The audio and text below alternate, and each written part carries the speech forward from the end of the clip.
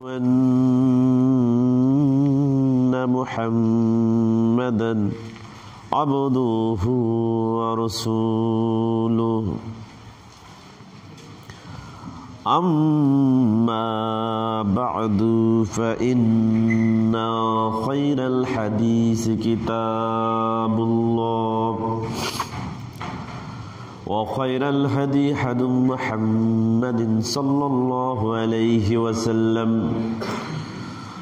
وشر الأمور محدثاتها وكل محدثة بدعة وكل بدعة ضلالة وكل ضلالة في النار فأعوذ بالله من الشيطان الرجيم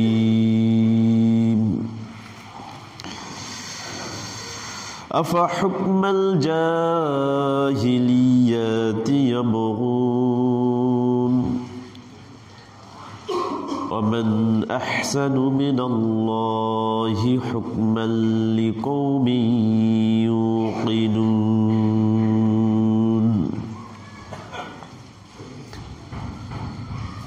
আলহামদুলিল্লাহ, সমস্ত প্রশংসা মহান আল্লাহ সুবহানাহু ওয়া তাআলার জন্য, যে আল্লাহ সুবহানাহু ওয়া তাআলা পৌনপৌনিক আজকের এই জুমার দিনেও পায়ে হেঁটে অথবা যানবাহনে এসে খতিবের কাছাকাছি বসে কোরআন এবং সে হাদিস থেকে আলোচনা করা এবং শোনার তৌফিক দান করেছেন। সে আল্লাহর দরবারে সাজদা ও শুকর জানাই। সকলে বলি আলহামদুলিল্লাহ। দরুদ পাঠ করছি নিরহংকার নবীর ওপরে, যে নবী মুহাম্মদুর রাসূলুল্লাহ সাল্লাল্লাহু আলাইহি ওয়াসাল্লাম কাল কিয়ামতের দিন সমস্ত বনি আদমের সর্দার হবেন এ কথা তিনি পৃথিবীতে জানতেন। এজন্য তার মনের ভিতরে কোনো অহংকার ছিল না। যে নবী মুহাম্মদুর রাসূলুল্লাহ সাল্লাল্লাহু আলাইহি ওয়াসাল্লাম কাল কিয়ামতের দিন ডান হাতে প্রশংসার পতাকা ধারণ করবেন এবং সেই পতাকার ছায়াতলে সমস্ত নবী রাসূলগণ অবস্থান করবেন এ কথা তিনি পৃথিবীতে জানতেন। এজন্য তার মনের ভিতরে কোনো অহংকার ছিল না। যে নবী মুহাম্মদুর রাসূলুল্লাহ সাল্লাল্লাহু আলাইহি ওয়াসাল্লাম কাল কিয়ামত শুরু প্রাককালে যার কবরে সাতটি সর্বপ্রথম খুলে দেওয়া হবে এবং যিনি সর্বপ্রথম জান্নাতের দুয়ার খুলে জান্নাতে প্রবেশ করবেন তিনি হচ্ছেন আমাদের নবী, আরব্য নবীকুল শিরোমণি, সমস্ত উত্তম চরিত্রের পূর্ণতা যার চরিত্রই ছিল কোরআন, মুহাম্মদুর রাসূলুল্লাহ সাল্লাল্লাহু আলাইহি ওয়াসাল্লাম। তার উপরে শতকোটি দরুদ ও সালাম বর্ষিত হোক। সকলে আমার সাথে পড়ুন আল্লাহুম্মা সাল্লি ওয়া সাল্লিম আলা নবিয়িনা মুহাম্মদ। সম্মানিত উপস্থিতি, গতদিনে আমরা একটা আলোচনা করেছিলাম, এক পর্ব আলোচনা করেছি। আজকে দ্বিতীয় পর্ব বা শেষ পর্ব আমরা আলোচনা করব। সেটা হচ্ছে যে জাহিলিয়া যুগের কিছু নিয়ম কানুন যেটা আমরা ইসলামের মধ্যে তালাশ করি। তো সেই দিক থেকে ইসলাম এবং জাহিলিয়াতের যে একটা সংমিশ্রণ ঘটে গেছে বর্তমান সময়ে, এটাকে বলা হয় নব্য জাহিলিয়াত। তো জাহিলিয়াত তো একবারই শেষ হয়ে গেছে, চূড়ান্ত জাহিলিয়াত আর আমাদের মধ্যে আসবে না। তো জাহিলিয়া যুগের যে নিয়ম কানুনগুলো এখনো আমরা তালাশ করি, আমাদের মধ্যে এখনো বিরাজমান, সেগুলোকে বলা হয় নব্য জাহিলিয়া। এগুলো থাকবে। রাসূল সাল্লাল্লাহু আলাইহি ওয়াসাল্লাম বলেছেন যে আমার উম্মতের মধ্যে এই জাহিলিয়াত থাকবে, লা ইয়াতরুকুনাহুন্না, তারা এগুলো ছাড়তে চাইবে না, কখনোই ছাড়বে না। তার মানে বোঝা গেল কিয়ামতের পূর্ব মুহূর্ত পর্যন্ত এই জাহিলিয়াত বিশেষ বিশেষ অবস্থা ভেদে বিশেষ বিশেষ স্থানে বিশেষ বিশেষ কিছু লোক এগুলো তালাশ করবে, এগুলো ধারণ করবে, তবে সবাই না।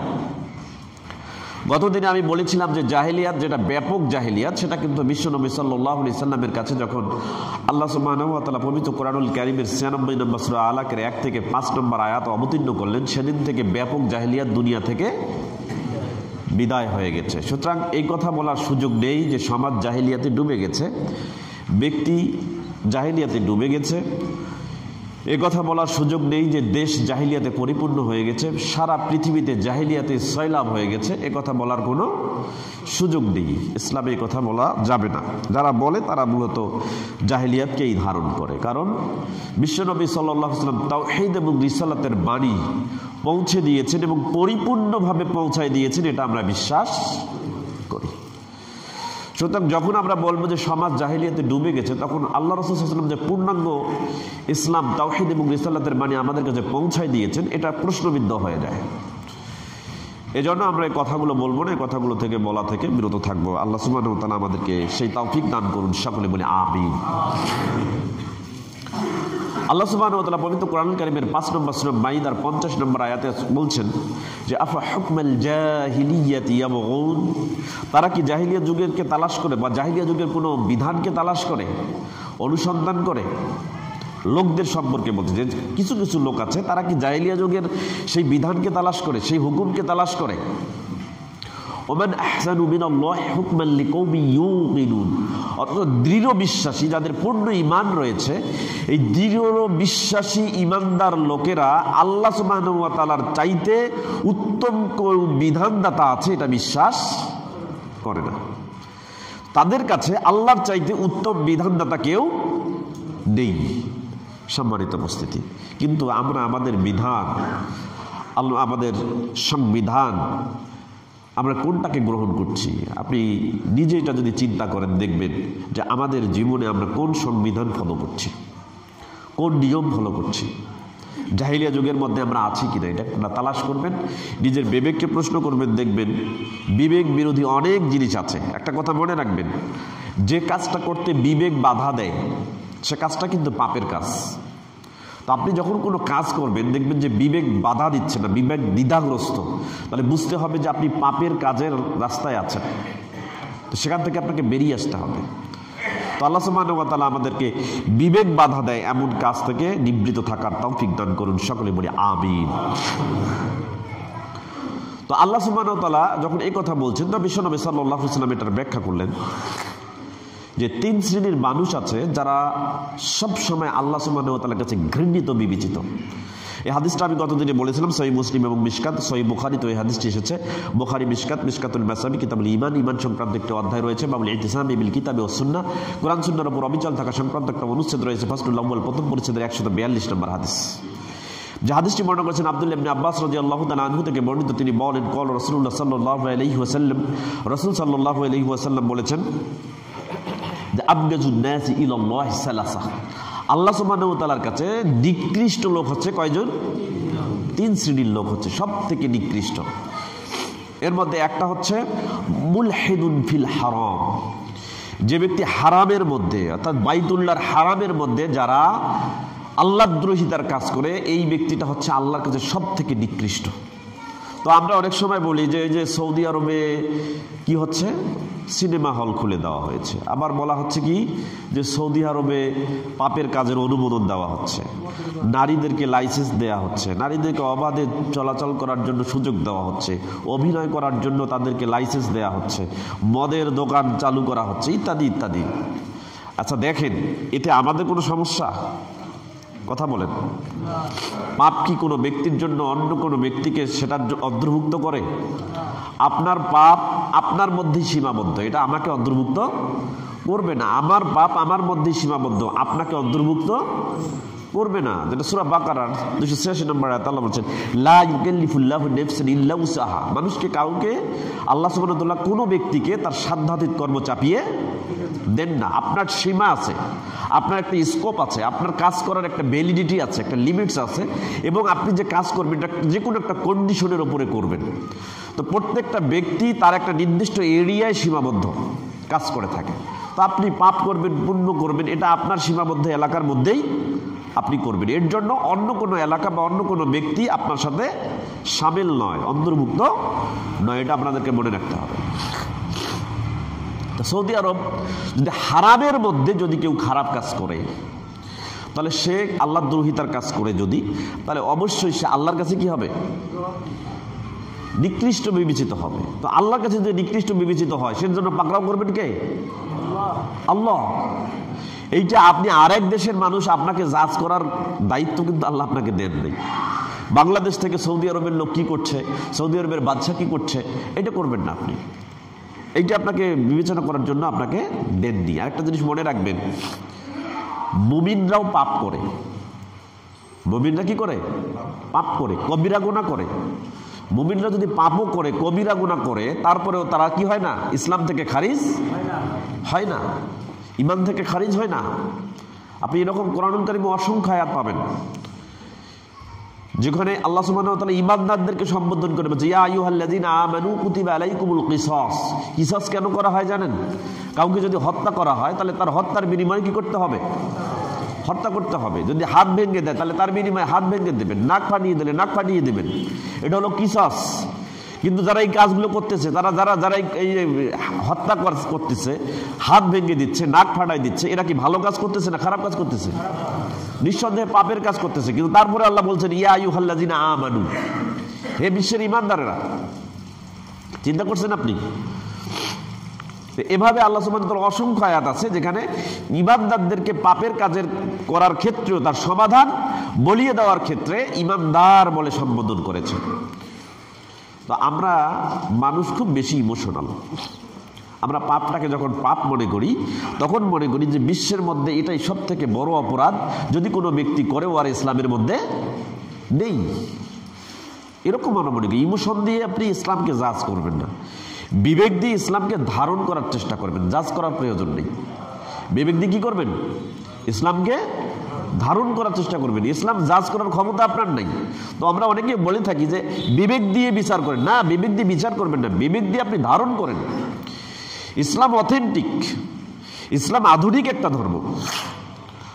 কেন ইসলাম আধুনিক ধর্ম? ধর্ম অনেকগুলোই ছিল, যুগে যুগে ধর্ম ছিল। তো আল্লাহ সুবহানাহু ওয়া তাআলা পুরাতন কোরআনুল কারীমের 48 নম্বর সূরা ফাতিহার 28 নম্বর আয়াতে বলছেন লিইউযহিরাহু আলা দ্বীনি কুল্লিহি। যতগুলো ধর্ম আছে সমস্ত ধর্মকে ডমিনেট করে একটা ধর্মকে বিজয়ী করার জন্য আল্লাহ দুনিয়াতে বিশ্বনবী মুহাম্মদ সাল্লাল্লাহু আলাইহি সাল্লামকে প্রেরণ করেছেন। তাহলে বোঝা গেল সমস্ত ধর্মের ওপরে আধুনিক একটা ধর্ম কোনটা? তো যুগে যুগে ইসলাম আধুনিক একটা ধর্ম। একটা মানুষ যদি ইসলামের ভেতরে থাকে, সে যদি প্রকৃত মুসলিম হয়, অলওয়েজ সে মডারেট মুসলিম, এতে কোনো সন্দেহ নেই। সে আধুনিক মুসলিম, এতে কোনো সন্দেহ। আলট্রা মডার্নসি তার ভিতরে আছে, এতে কোনো সন্দেহ নেই। আবার ইসলাম অথেন্টিক একটা ধর্ম, এর অথেন্টিসিটি আছে, যুগে যুগে আছে। আদম আলাইহিস সালাম থেকে শুরু করে বিশ্বনবী মুহাম্মদুর রাসূলুল্লাহ সাল্লাল্লাহু আলাইহি সাল্লাম পর্যন্ত অথেন্টিসিটি আছে। সুতরাং আমি এই জন্য বলেছি যে ইসলাম একটা কেমন, এটা উদাহরণ যে রাসূল সাল্লাল্লাহু আলাইহি ওয়াসাল্লাম একটা ঘরের সঙ্গে দিয়েছিলেন।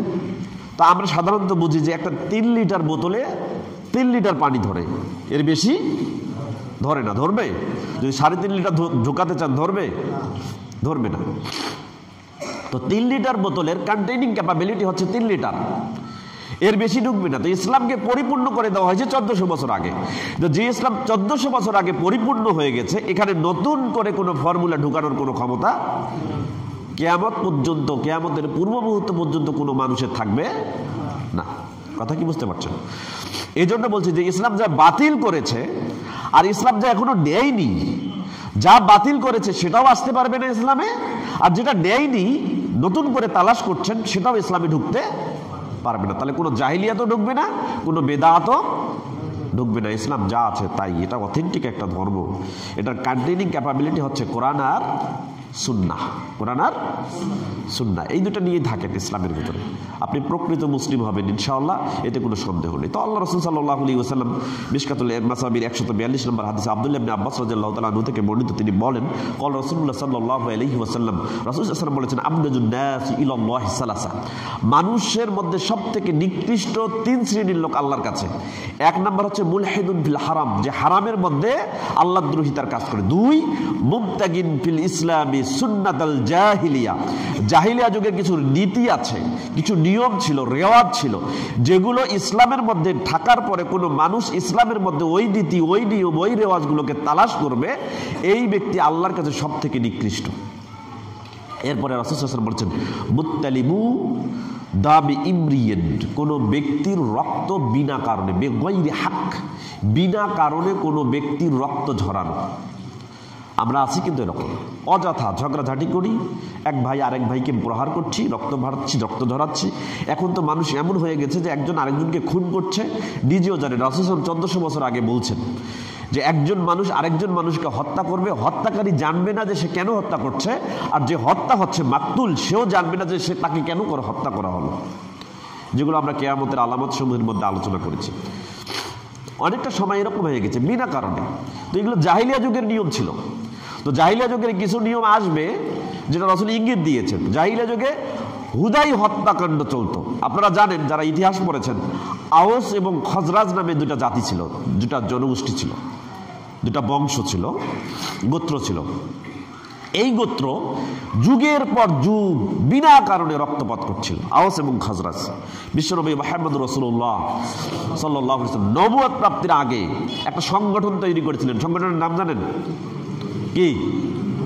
হেলফুল ফুজুল। এটা আমরা ইতিহাসে পড়েছি। তো সেই সংগঠনের মাধ্যমে তিনি আওস এবং খজরাজ জাতির মধ্যে এই অনহিতুক কারণে রক্তপাত এইটা বন্ধ করার ব্যবস্থা করেছিলেন। কিন্তু তারা বিনা কারণে করছে। এখনো আমাদের মধ্যে এরকম আছে না নাই? বিনা কারণে আমরা এগুলো করতেই আছি। তো এই জন্য রাসূল সাল্লাল্লাহু আলাইহি ওয়াসাল্লাম বলেছেন যে মুত্তালিবু দামি ইমরিয়িন বিগাইরি হাক্কিন লিইউহরিকা দামাহু, শুধুমাত্র রক্তপাত ঘটানোর কারণেই, কোনো কারণ নেই, বিনা কারণে একজন মানুষকে হত্যা করা, তাকে প্রহার করা, তার শরীর থেকে রক্ত ঝরানো, এই কাজটা যে ব্যক্তি করে নিঃসন্দেহে ওই ব্যক্তি আল্লাহর কাছে সব থেকে নিকৃষ্ট লোকের অন্তর্ভুক্ত। তাহলে আল্লাহ সুবহানাহু ওয়া তাআলা আমাদের এই তিন শ্রেণীর লোক থেকে বা তাদের অন্তর্ভুক্ত হওয়া থেকে বিরত থাকার তৌফিক দান করুন, সকলে বলি আমিন। আপনি এখন দেখবেন, আমাদের রাজধানীতে দেখবেন, একজন আরেকজনকে ডমিনেট করে নিজের কর্তৃত্ব প্রতিষ্ঠা করার জন্য বা নিজেকে ওই এলাকার একজন সেরা, এলাকার একজন প্রভাবশালী প্রমাণ করার জন্য বিনা কারণে কিছু দোকানদারকে মারছে, কিছু সাধারণ মানুষকে মারছে, কিছু পাবলিকের কাছে গিয়ে তাকে ডমিনেট করে নিজের পরিচয়টাকে জাহির করছে। এগুলো হচ্ছে, কিন্তু এগুলো জাহিলিয়াত যুগের বৈশিষ্ট্য। আমাদের মধ্যে যেন এগুলো না থাকে। তো এখানে ব্যাপার হচ্ছে যে এই তিন শ্রেণীর লোকের মধ্যে দুই নম্বর যে পয়েন্টটা, সেটা হচ্ছে মুবতাগিন ফিল ইসলামি সুন্নাতাল জাহিলিয়া, যে ব্যক্তি ইসলামের ভিতরে জাহিলিয়া যুগের কোনো সুন্নাতকে প্রতিষ্ঠা করতে চায়, আল্লাহ রাসূল সাল্লাল্লাহু আলাইহি ওয়াসাল্লাম বলেছেন আল্লাহর কাছে সব থেকে নিকৃষ্ট ব্যক্তির অন্যতম হচ্ছে এই ব্যক্তি। তা আমরা তো অবশ্যই চাবো না। গতদিন আমি বলেছিলাম যে মুসলমানদের দিবস কয়টা, অথচ মুসলমানদের দুইটা দিবস আমরাও জানি, সকলেই জানি, কিন্তু কোন কোন দুইটার দিবস? একটা হলো 31st নাইট আর একটা হলো 14ই ফেব্রুয়ারি। মুসলমানদের দুইটা দিবস কোনটা? একটা হলো 31st নাইট আর একটা হলো 14ই ফেব্রুয়ারি। এটা না কোনটা? অথচ দেখেন তো, আপনার ছেলেটা আপনার মেয়েটা যতটা না ঈদের দিন, যতটা না ঈদুল ফিতর আর ঈদুল আজহার দিনে, যতটা না ঈদুল ফিতর ঈদুল আজহাকে কেন্দ্র করে এতটা উচ্ছ্বসিত হয়, এতটা আনন্দিত হয়, তার চাইতে বেশি উচ্ছ্বসিত আনন্দিত হয় কোন দিনে? 31st নাইটে এবং 14ই ফেব্রুয়ারিতে। চিন্তা করছেন, একটা তো চলে গেছে, একটা এখনো আসেনি, সামনে আছে। খুব সাবধান, মনে রাখবেন এগুলো মুসলমানদের কোনো বৈশিষ্ট্য বা মুসলমানদের ধারণ করার কোনো অনুষ্ঠান এই দিনে পালন করার জন্য অনুমেয় হতে পারে না। আশ্চর্য ব্যাপার। কিছু কিছু ক্ষেত্রে এমন কিছু কাজ আছে যেগুলো আমাদেরকে ঈমান থেকেই বের করে দেয়, অথচ সেগুলোই আমরা চিনি না। চিন্তা করছেন আপনি, কোনো ব্যক্তি যদি কোনো কাফির মুশরিকের কোনো মাযহাবকে, কোনো সুন্নাহকে, তাদের কোনো পথকে, তাদের কোনো মতকে, তাদের কোনো অনুষ্ঠানকে সমর্থন করে, তাহলে তার ঈমান থাকবে না। ঈমান ভঙ্গের 3 নম্বর কারণের মধ্যে এটা বলা হয়েছে, মাল্লাম ইউকাফিরিল মুশরিকিন, যদি কোনো ব্যক্তি কোনো কাফিরকে মুশরিক মনে না করে, ওয়াশাক্কা ফি কুফরিহিম, এবং তাদের কুফরির ব্যাপারে সন্দেহ পোষণ করে, ওয়াসাহহা মাযহাবাহুম, এবং তাদের মত, তাদের পথ, তাদের মাযহাব, তাদের চলার রাস্তাকে সহি মনে করে, ভালো মনে করে, সঠিক মনে করে, নিঃসন্দেহে ফাকাদ কাফারা ইজমাআন লিবাইয়িনিল কুফর, সুস্পষ্ট কুফরি থাকার কারণে সে ঈমান থেকে কি হয়ে গেল? খারিজ হয়ে গেল, তাকে সে কাফির হয়ে গেল, অর্থাৎ সে কুফরি করে বসলো। আপনি চিন্তা করছেন, ইহুদি খ্রিস্টানরা পালন করে 31st নাইট, আপনি এখন মনে করছেন এটা আমাদের জন্য ভালো, এটা তো ভালো দিক আছে, আর আনন্দ করবো, ফুর্তি করবো, এই জন্য আপনি 31st নাইটে আনন্দ ফুর্তি করছেন। তার মানে কি? সাহহা মাযহাবাহুম, তাদের মাযহাবকে কি করলেন? সহি মনে করলেন। তাহলে ঈমান আছে আপনার? আশ্চর্য ব্যাপার। আর আপনি সমর্থন করছেন, আমার ছেলেটা করছে, টাকা দিচ্ছি। সূরা মাইদা পড়েন 2 নম্বর আয়াত, আল্লাহ বলছে ওয়ালা তাআওয়ানু আলাল ইসমি ওয়াল উদওয়ান, পাপ এবং সীমা লঙ্ঘনের কাজ, যেটা আল্লাহ বাতিল করেছেন, রাসূল যেটাকে বাতিল করেছেন, সেটা ইসলামে নিয়ে আসা মানে সীমা লঙ্ঘন করা। তো সেই সীমা লঙ্ঘনের কাজে আপনি আপনার ছেলেটাকে সাহায্য করছেন, তাহলে আপনি কি করতেছেন? ছেলেটা যে অপরাধী, আপনি তাকে সাহায্য করার কারণে ওই একই অপরাধী। কথা কি বুঝতে পারছেন? সম্মানিত উপস্থিতি, এরপরে আসেন জাহিলিয়া যুগে আমরা জানি, ইতিহাস আমরা পড়েছি, আপনারা জানেন ঐতিহাসিক খোদা বক্স একটা কথা বলেছিল, যেটা ইতিহাসের মধ্যে এসেছে। এইচএসসি যারা ইতিহাস, ইসলামের ইতিহাস পড়েছেন 30 পৃষ্ঠার মধ্যে দেখবেন, ওদের মূল টেক্সট বুকের মধ্যে আছে। ওখানে ঐতিহাসিক খোদা বক্স বলেছেন যে war, wine and women, war, wine and women were their three observing fashions of arts.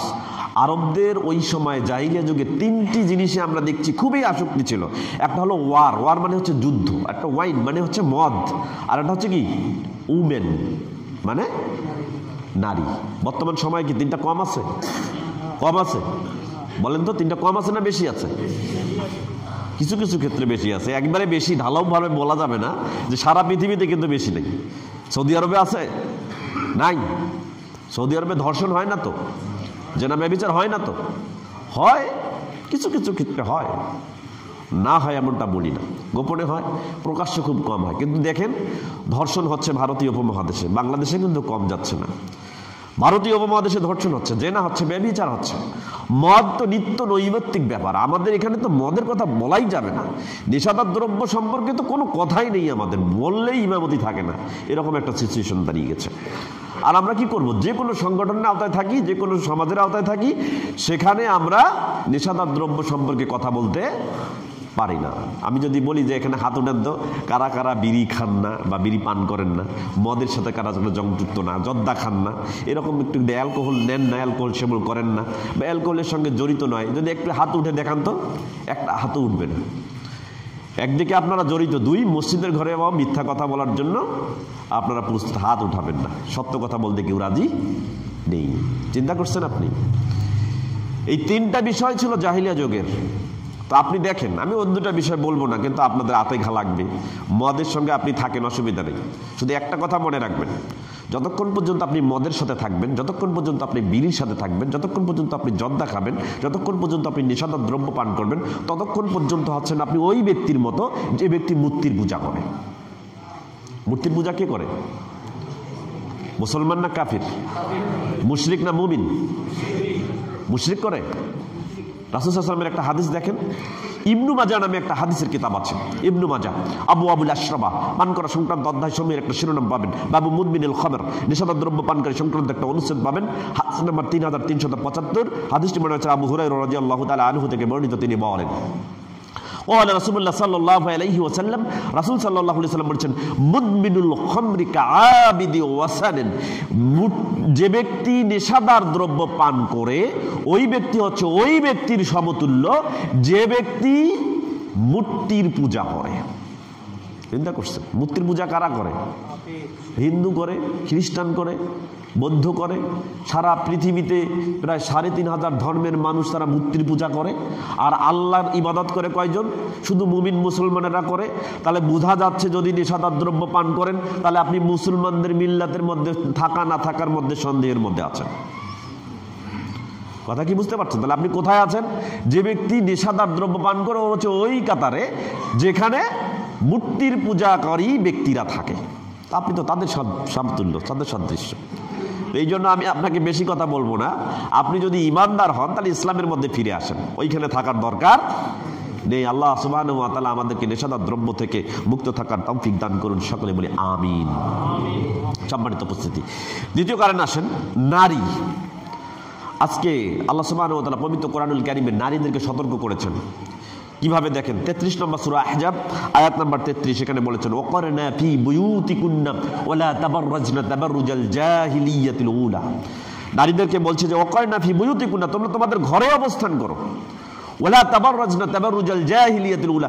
জাহিলিয়া যুগে নারীরা নিজেদেরকে যেভাবে মেলে ধরেছিল, প্রদর্শন করেছিল, তোমরা তোমাদেরকে ওইভাবে প্রেজেন্ট করো না মানুষের সামনে। আজকে দেখেন তো নারীরা কি জাহিলিয়া যুগের মতো আমাদের সামনে তাদেরকে প্রেজেন্ট করছে, বেলে ধরছে? অথচ ওই নারীটা তো আপনার মেয়ে, ওই নারীটা তো আপনার ওয়াইফ, স্ত্রী, ওই নারীটা তো আপনার মা, ওই নারী তো হচ্ছে আপনার বোন।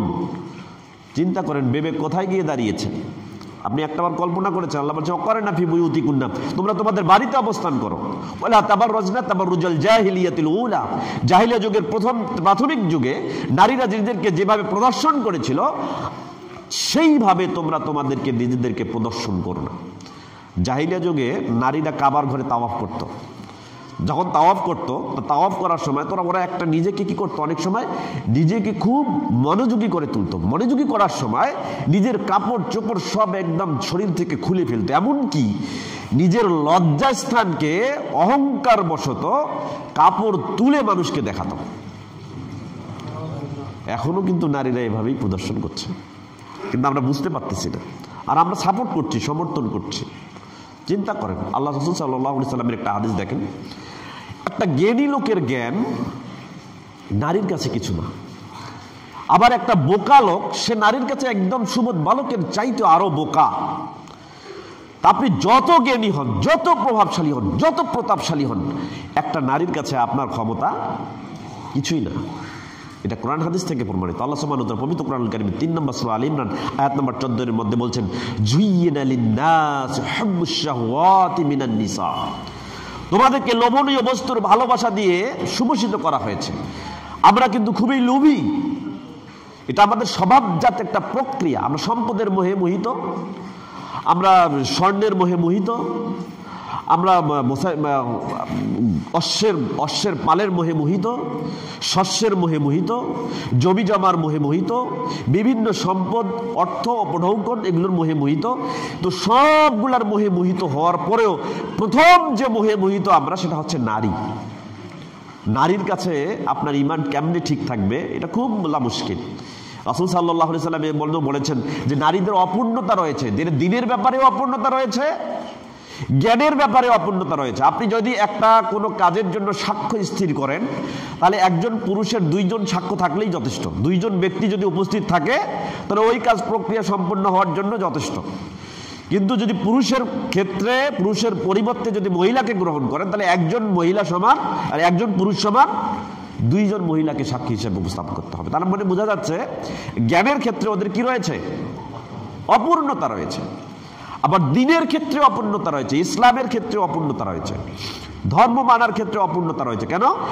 একটা পুরুষকে প্রতি মাসে 30 দিনেই 5 ওয়াক্ত সালাতে অংশগ্রহণ করতে হবে, কিন্তু একটা নারী 7 দিন 8 দিন পর্যন্ত মিন্স হয়, মিনিস্ট্রেশন টাইম যখন তাদের চলে, ঋতুবর্তীকালীন সময় যখন তখন চলে, তখন তাদের কিন্তু এই দিনে কি করতে হয় না, সালাতও আদায় করতে হয় না, আবার সিয়ামও পালন করতে হয় না। সিয়াম যদিও পরবর্তীতে কাজা করবে, কিন্তু সালাতের কোনো কি করতে হবে না, কাজা আদায় করতে হবে না। তার মানে বোঝা যাচ্ছে দিনের ব্যাপারে তাদের কি রয়েছে, অপূর্ণতা রয়েছে। আমাদের পূর্ণতা রয়েছে, যদিও তাদের অপূর্ণতা পূর্ণতার অন্তর্ভুক্ত, অপূর্ণতা রয়েছে। এই জন্য রাসূল সাল্লাল্লাহু আলাইহি ওয়াসাল্লাম বুখারী, মুসলিম এবং মিশকাত 3টি হাদিসের কিতাবে হাদিসটি বলেছেন, মিশকাতুল মাসাবি কিতাবুল ঈমান, ঈমান সংক্রান্ত একটি অধ্যায়, ফাসলুল আউয়াল, প্রথম পরিচ্ছেদের 19 নম্বর হাদিস।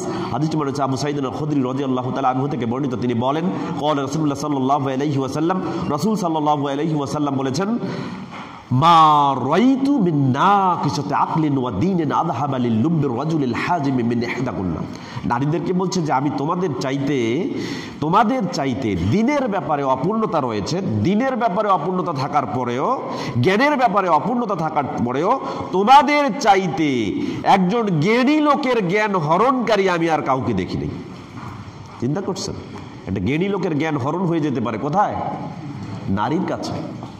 আশ্চর্য ব্যাপার, আপনি কল্পনা করতে পারবেন না। এই জন্য বিশ্বনবী সাল্লাল্লাহু আলাইহি ওয়াসাল্লাম বলেছেন, তিরমিজি এবং মিশকাত 2টি হাদিসের কিতাবে হাদিসটি এসেছে, মিশকাতুল মাসাবি কিতাবুন নিকাহ, বিবাহ সংক্রান্ত একটা অধ্যায় রয়েছে, বাবুন নাজরিল মাখতুবাতি ওয়া বায়ানিল আওরাত, পাত্রী দেখা, পর্দার হক বর্ণনা করা সংক্রান্ত একটা অনুচ্ছেদের ফাসলুস সানি, দ্বিতীয় পরিচ্ছেদের 3109 নম্বর হাদিস।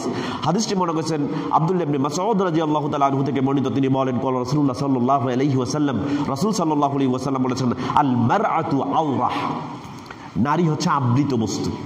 আল্লাহ বললেন তোমরা ঘরের ভেতরে থাকো, আর রাসূল বললেন কি, নারী হচ্ছে আবৃত বস্তু। আবৃত বস্তু বোঝেন, ঢেকে রাখা। আল মারআতু আওরাহ ফাইজা খারাজাত ইস্তাশাফাহা শাইতান, নারী যখনই তার আবৃত অবস্থা থেকে রাস্তায় বের হবে, ইস্তাশাফাহা শাইতান, শয়তান তাকে নিয়ে খেলা শুরু করে দিবে। শয়তান তাকে বগল দাবা করে নেয়, তাকে এভাবে ঢেকে নেওয়ার পরে যত মুমিনের চরিত্র ধ্বংসী করা যায়, শয়তান তখন তাকে নিয়েই খেলতে থাকে।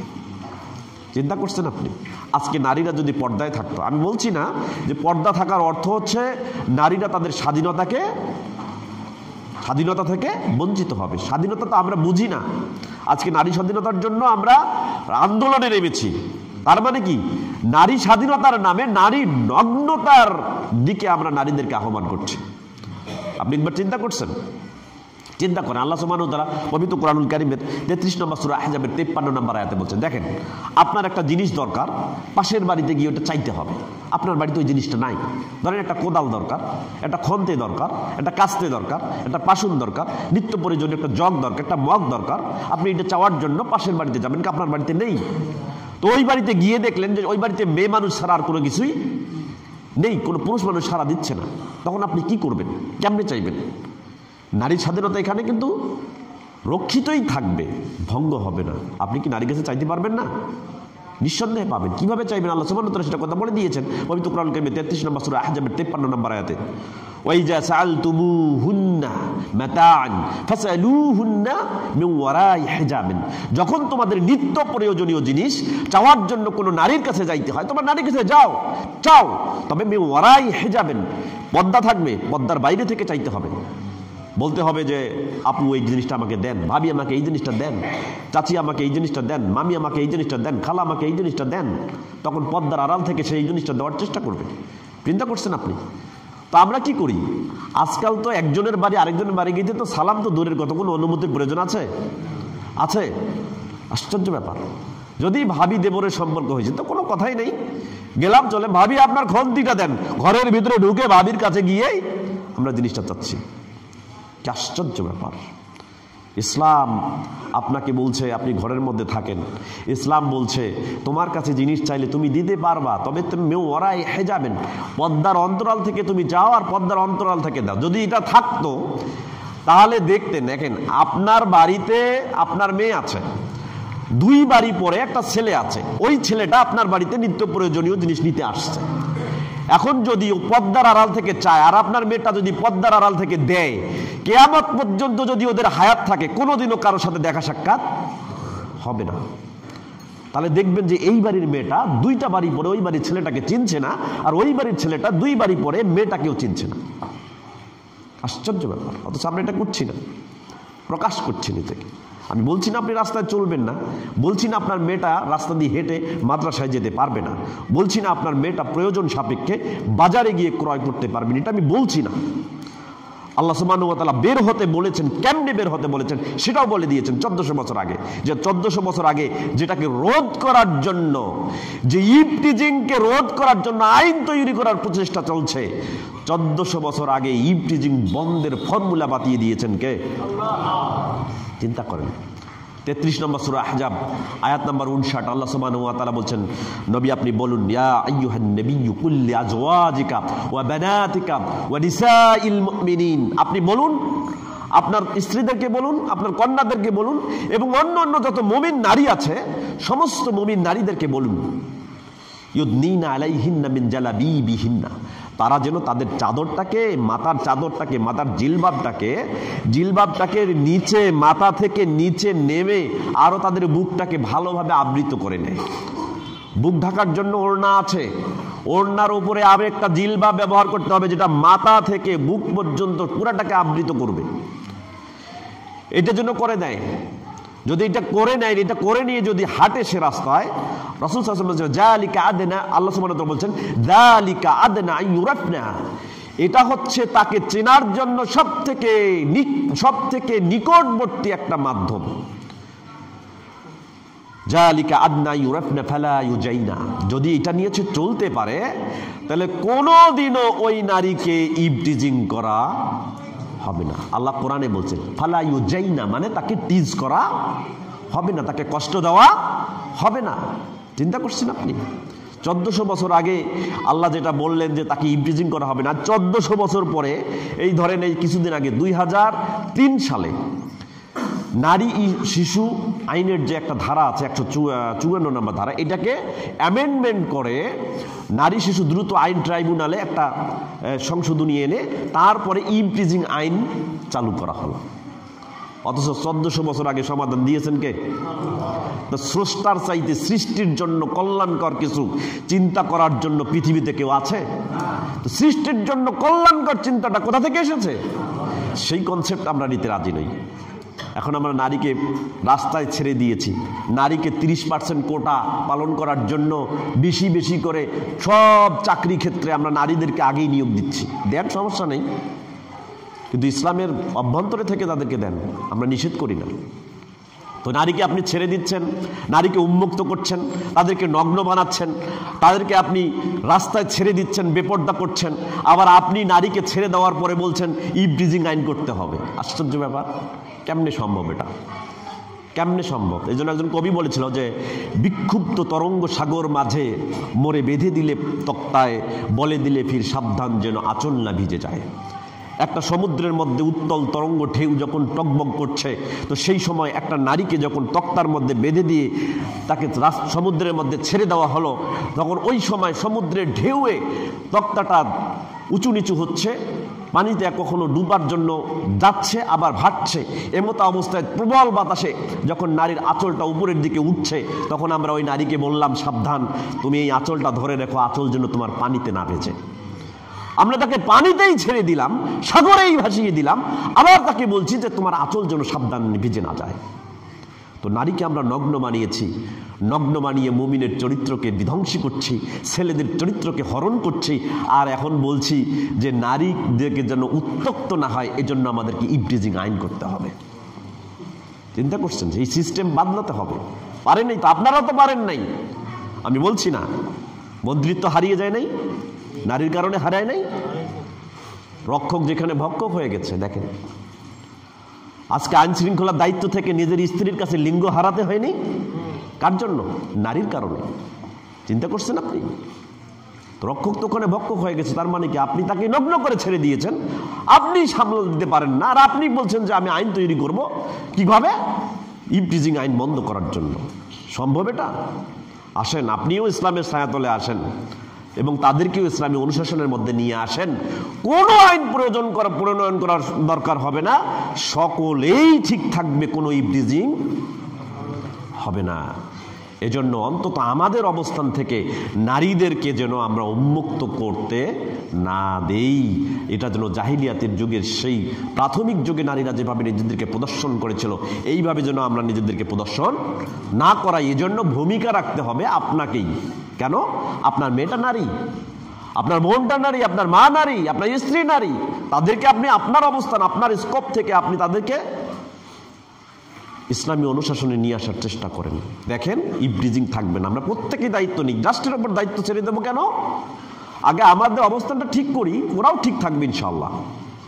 কারণ আমাদের দিয়েই তো রাষ্ট্র, আমাদের দিয়ে রাষ্ট্র না, আমাদের দিয়ে রাষ্ট্র, আমরাই জনগণ, আমাদের থেকেই সরকার, আমাদের থেকেই পার্লামেন্ট, আমাদের থেকেই রাষ্ট্রপতি, আমাদের থেকেই প্রধানমন্ত্রী।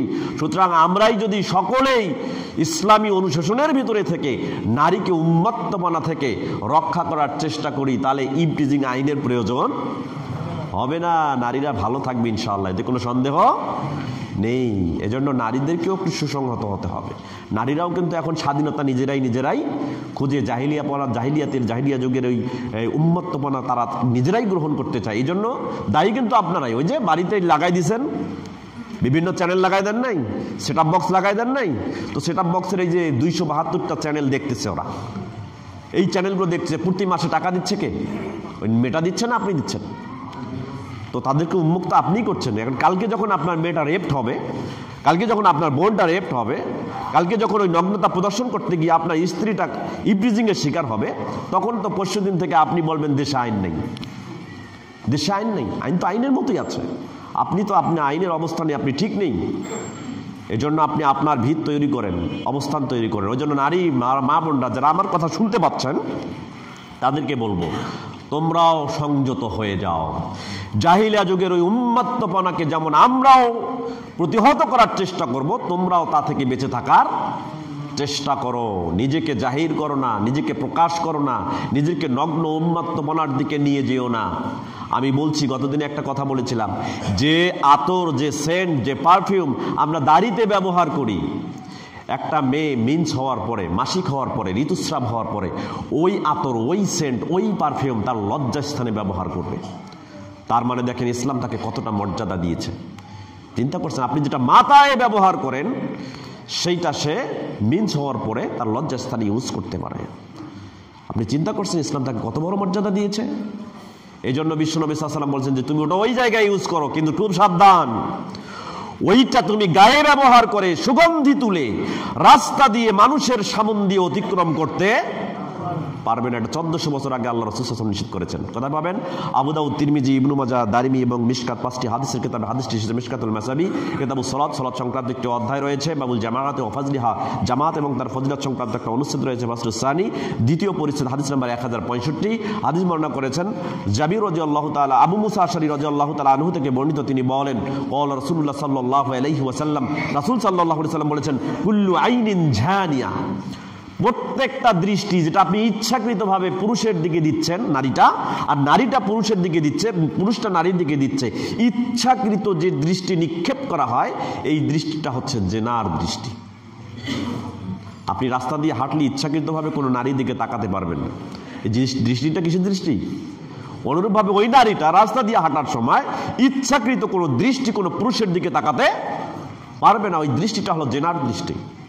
রাসূল সাল্লাল্লাহু আলাইহি ওয়াসাল্লাম ফাইনাল মারআতা ইযা ইসতাতাআরাত ফামাররাত বিমাজলিসিন ফাহিয়া কাযা ওয়া কাযা, যদি কোনো নারী গায়ের মধ্যে পারফিউম ব্যবহার করে, সুগন্ধি ব্যবহার করে, কোনো ধরনের সুগন্ধি শরীরের মধ্যে ধারণ করে, সুগন্ধি তুলিয়ে রাস্তা দিয়ে হাঁটে, কোনো মাজলিসের সামন দিয়ে যায়, কোনো পুরুষের সামন দিয়ে যায়, আর ওই সুগন্ধ যদি ওই পুরুষের নাকে লাগে, রাসূল বলেন ফাহিয়া কাযা ওয়া কাযা, এই নারী হচ্ছে ওই নারী, ওই নারীর মতো। ইয়ানি জানিয়া, এ হচ্ছে জেনাকারিনী নারী, পতিতা নারী, বেশ্যা প্রস্টিটিউট নারীর সমতুল্য। সুতরাং পারফিউম কেনার সময় খুব সতর্কতা অবলম্বন করবেন। মেয়েটা বলছে যে বাবা আমার জন্য পারফিউম কিনে নিয়ে এসো, সুগন্ধি পাউডার নিয়ে যান, যেটা দেখা যাবে কিন্তু সুগন্ধ ছড়াবে না। পাউডার আছে না, দেখা যাবে সুগন্ধ ছড়ায় না। আর পুরুষরা ওই পারফিউম ব্যবহার করবে যেটা দেখা যাবে না কিন্তু সুগন্ধ ছড়াবে। কথা কি বুঝতে পারছেন?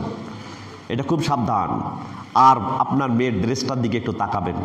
বোরকা তো কিনে দিচ্ছেন, টাকা তো আপনার, আপনি তো কাপড় কিনে দিবেন, বোরকার ডিজাইনটা আপনার মতো করে হবে, যেন আপনার স্ত্রীকে দেখেও যেমন মনে হয়, আপনার মেয়েটা সুরুষী যুবতী তাকে দেখেও যেন মনে হয় যে একই বয়সের।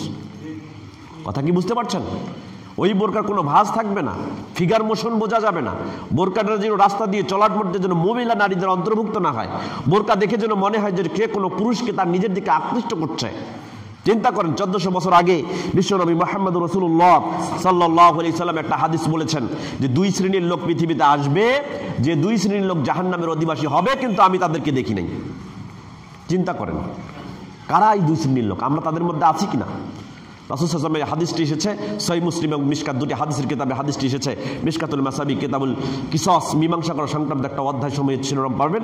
এই অধ্যায়ের বাবু মা লা ইউজমানু মিনাল জানাইয়া, যে সমস্ত অপরাধের মাফ হয় না, এই সংক্রান্ত একটা অনুচ্ছেদ পাবেন। ফাসলুল আউয়াল, প্রথম পরিচ্ছেদে 3524 নম্বর হাদিস। হাদিসটি বর্ণনা করেছেন আবু হুরায়রা রাদিয়াল্লাহু তাআলা আনহু থেকে বর্ণিত। তিনি বলেন ক্বালা রাসূলুল্লাহ সাল্লাল্লাহু আলাইহি ওয়াসাল্লাম, রাসূল সাল্লাল্লাহু আলাইহি ওয়াসাল্লাম বলেছেন সিনফানি মিন আহলিন নার লামা রাহুমা, 2 শ্রেণীর লোক জাহান্নামের অধিবাসী হবে কিন্তু আমি তাদেরকে এখনো দেখি নাই। নবী বলছেন তার জীবদ্দশায় যে 2 শ্রেণীর লোক আসবে, তারা জাহান্নামে যাবে, জাহান্নামের অধিবাসী হবে, কিন্তু আমি নবী মুহাম্মদ সাল্লাল্লাহু আলাইহি ওয়াসাল্লাম তাদেরকে দেখি নাই। এক, কওমুম মাআহুম সিয়াতুন কাআদনাবিল বাকার, এক শ্রেণীর লোক হবে, এক সম্প্রদায় হবে যাদের হাতে থাকবে লাঠি, যে লাঠি থাকবে একদিকে চিকন আরেকদিকে থাকবে মোটা, গরুর লেজের মতো, গরুর লেজের মতো একটা লাঠি থাকবে। ইয়াদরিবুনা বিহান নাসা, এই লাঠি দিয়ে তারা মানুষকে অকারণে মারবে, অকারণে পিটাবে। হচ্ছে তাই হচ্ছে। হকি স্টিক দেখেছেন? হকি স্টিকের একদিকে চিকন একদিকে মোটা। এখন বিশ্ববিদ্যালয়গুলোতে দেখবেন যে কোনো এক দল আর এক দলকে প্রহার করছে, ওই হকি স্টিক দিয়ে তারা করছে। যদিও এটাও হচ্ছে জাহিলিয়াত একটা আসাবিয়া, জাতীয়তাবাদ, গোত্রবাদ, বর্ণবাদ, যেগুলো নিয়ে আমরা পরবর্তীতে সময় আলোচনা করবো ইনশাআল্লাহ, যেহেতু আজকে সময় হচ্ছে না। তো রাসূল বলেছেন যে এক শ্রেণীর লোক হবে যারা গরুর লেজের মতো, একদিকে চিকন একদিকে মোটা, এরকম লাঠি নিয়ে ঘুরবে, বিনা কারণে মানুষকে পিটাবে। আর এক শ্রেণীর লোক কারা? নিসাউন কাসিয়াতুন আরিয়া, কতিপয় নারী হবে যে নারীগুলো পোশাক পরবে, পোশাক পরার পরেও মনে হবে এরা ল্যাংটা, এরা নগ্ন। তাহলে কি ধরনের পোশাক পরে, কি ধরনের পোশাক পরে চিন্তা করেন। এখন যদি আপনি কোনো টেইলার্সের দোকানে যান, পোশাক দেখলেই মনে হচ্ছে যেগুলো যৌন উত্তেজক পোশাক। চিন্তা করছেন? রাসূল সাল্লাল্লাহু আলাইহি ওয়াসাল্লাম বলেন কাসিয়াতুন আরিয়াতুন মুমিলাতুন মাইলাতুন রাউসুহুন্না কাসনামাতিল মুখতিল মাইলা।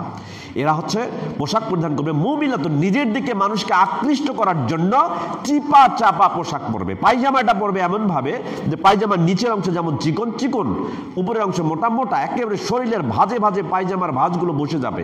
দেখে মনে হবে যতটুকু তার পা চিকন, যতটুকু মোটা, ততটুকুই প্রকাশ পাবে। এরা মানুষকে নিজের দিকে আকৃষ্ট করবে। দেখো আমার ফিগার, দেখো দেখো আমার চেহারা, দেখো আমার ফিগার মোশন কত ভালো, কত সুন্দর।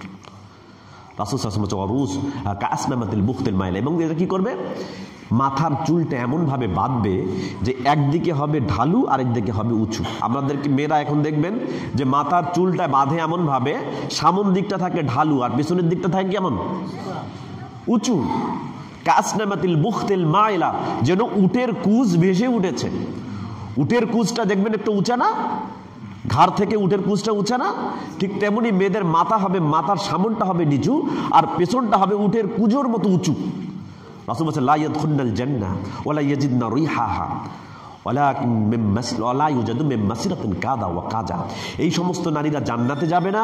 জান্নাত তো যাবেই না, জান্নাতের সুগন্ধিও এই মহিলাদের জন্য হারাম। অথচ জান্নাতের সুগন্ধি এত দূর থেকে পাওয়া যাবে, এত দূর থেকে পাওয়া যাবে।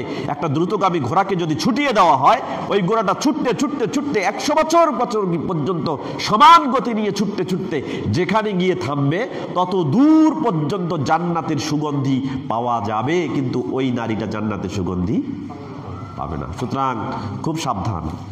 ওই মেয়েটাকে দায়ুস বানাবেন না। মেয়েটা দায়ুস না, দায়ুস আপনি। যদি কালকে থেকে আপনার মেয়ের পোশাকটা যদি বুড়ি মানুষের পোশাকের মতো না হয়, আপনার মেয়ের পোশাকটা যদি আপনার স্ত্রীর পোশাকের সমতুল্য না হয়, আপনার স্ত্রীকে দেখার পরে আপনার মেয়েকে দেখার পর যদি একই বয়সের মনে না হয় বোরকা পরার পর, তাহলে নিঃসন্দেহে আপনি দায়ুস আপনার ভিতরে দিয়াছে আছে।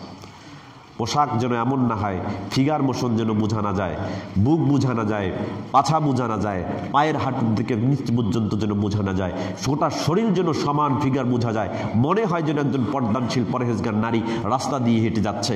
তখন যে কোনো একজন পুরুষের চরিত্র খারাপ হওয়ার জন্য ওই নারীর দিকে আর তার দৃষ্টি যাবে না। এই জন্য আপনাকে সাবধানতা অবলম্বন করতে হবে। আল্লাহ সুবহানাহু ওয়া তাআলা আমাদের সকলকে সাবধানতা অবলম্বন করার তৌফিক দান করুন। সকলে বলি আমিন।